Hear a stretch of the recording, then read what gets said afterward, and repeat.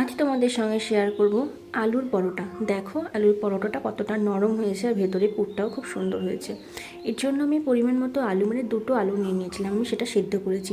আর দেখো আমি এখানে একটা ভাজা মশলা বানাবো, সেটা হচ্ছে 5 ফোড়ন আর শুকনো লঙ্কা শুকনো খোলায় ভালো করে ভেজে নিয়েছি এবং তারপর সেটা আমি গুঁড়ো করে নিয়েছি।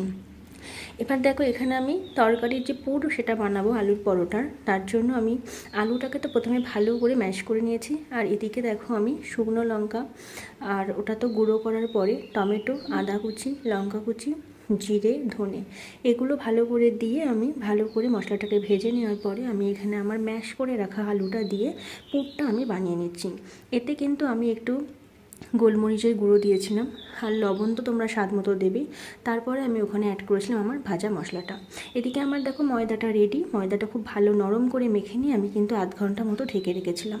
তারপরে দেখো আমি এইভাবে ডোগুলো বানিয়ে নিয়েছি বড় বড় করে, আর এই ভেতরে পুরগুলো দিয়ে আলতোভাবে আমি এইভাবে চেপে নিচ্ছি। তোমরা মোমোর শেপে এটা বানাতে পারো, মানে রাউন্ড করে, তাহলে দেখবে পুরটা একটু বেরিয়ে যাচ্ছে না। আর তোমরা সহজে এটা কিন্তু রুটির মতো বেলতে পারবে। তো আমি প্রথমে এটা হাতে করে চেপে চেপে দেখছিলাম কেমন হয়, তারপরে কিন্তু আমি প্রত্যেকটা বেলেই নিয়েছি। ঠিক দেখো এই শেপে তোমরা বানালে কিন্তু একটুও পুর বেরোবে না। তবে হ্যাঁ, অল্প আধটু বেরোলেও অসুবিধা নেই, কারণ পুর যদি বেশি হয় তখন বেলতে গিয়ে একটু বেরিয়ে যাবে, তাতে কোনো সমস্যা হবে না। তো প্রথমে আমি হাতে করে এমন চেপে নেওয়ার পরে কিন্তু আমি বেলেই নিয়েছিলাম। আর এইভাবে দেখো আমি অল্প আঁচে হালকা আঁচে এটাকে সেঁকে এপিটোপিট করে সেঁকে নিয়েছি, পরে অ্যাড করেছিলাম তেল। এইভাবে আমার রেডি আলুর পরোটা, তোমরা বানিয়ে দেখতে পারো।